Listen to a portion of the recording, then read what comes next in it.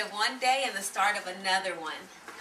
I love ending my day of work or school and coming home to log on to all of my social networking sites. I love looking at the updates from throughout the day and just generally checking to see what everyone's doing. Come on, let's get started.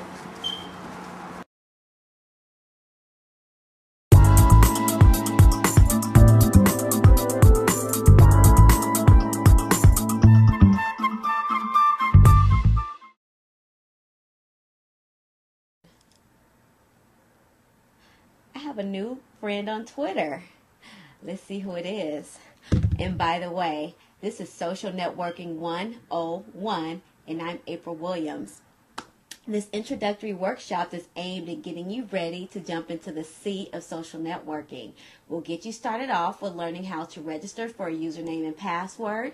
We'll also show you how to choose a site or choose them all. And finally, we'll show you how to add friends. According to the Journal of Computer-Mediated Communication, social networking is defined as a web-based service that allows individuals to construct a public or semi-public profile within a bounded system, articulate a list of other users with whom they share a connection, and view and traverse their list of connections and those made by others within the system. The first social networking website launched in 1997 is 6degrees.com. From 1997 to 2001, several social networking tools began combining personal profiles and friend lists. By 2003, there were many social networking websites, and the financial community took notice. In 2005, the News Corporation purchased MySpace.com for $580 million, and it continues to grow. The New York Daily News.com recently reported that we spend 83% more time socializing online than we did just last year. And Facebook.com is leading the way with 13.9 billion users. That's a 700% increase from only last year. So, getting started is simple. All you need is an internet connection and a computer, a free browser software that comes with every computer, or you can use your cell phone with internet broadband access, although this does limit your accessibility a bit. So now that you have the required connectivity, you have to register with the site of your choice. Here we'll be going to Facebook.com. Most sites follow the same basic protocol, however.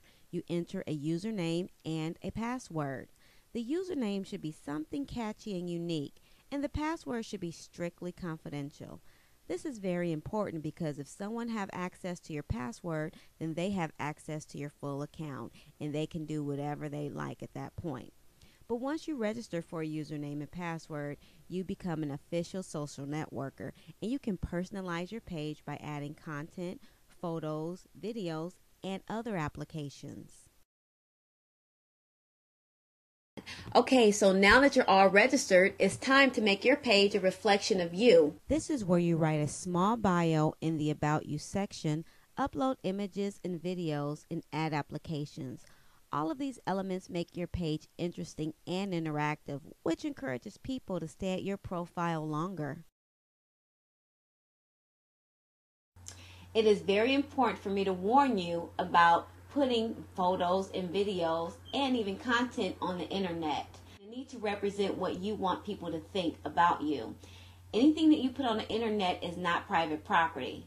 Repeat, it is not private property. Even if you make your page private, it is still on the internet and someone can and will access it.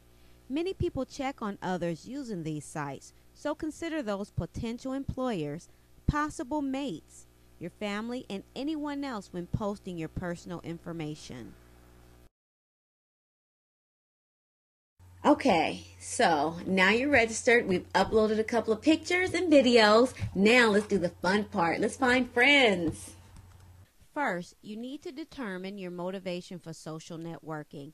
If you're looking to find friends, then all you need to do is get comfortable, be patient, and browse other site members. This is why it's important to upload pictures and write something interesting about yourself. You need to stand out in the midst of millions of users. You have many options for searching. You can search geographically, you can search by schools attended, organizations, and so on.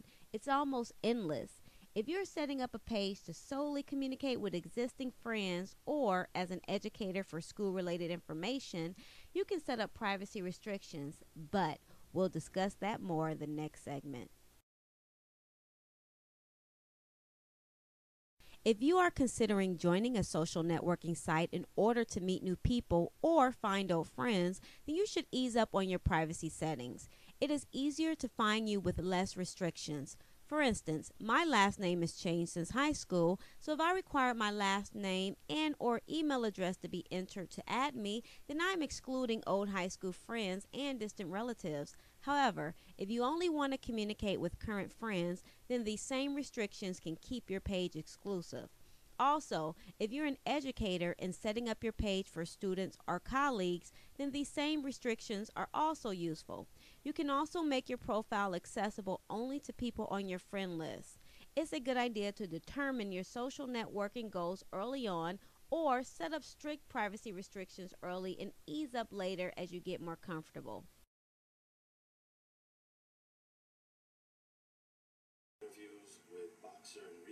Many people have used social networking sites to launch their careers. I spoke with the CEO of StreetGangs.com, Alex Alonso, who leveraged his YouTube account to become a television producer and an expert in his field. Well, I've taken advantage of YouTube significantly as a way to get my interviews and some of the footage I've shot out there to the masses. And I've been on YouTube for 3 years, and in those 3 years, I've been able to sell footage, license footage. I landed interviews on major networks, and I've even been able to produce segments and shows for major networks based on some of the things that I was able to show on YouTube.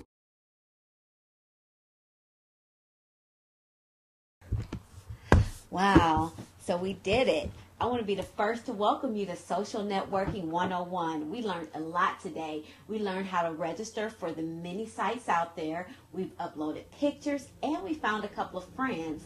And we also learned a few warnings that you should remember.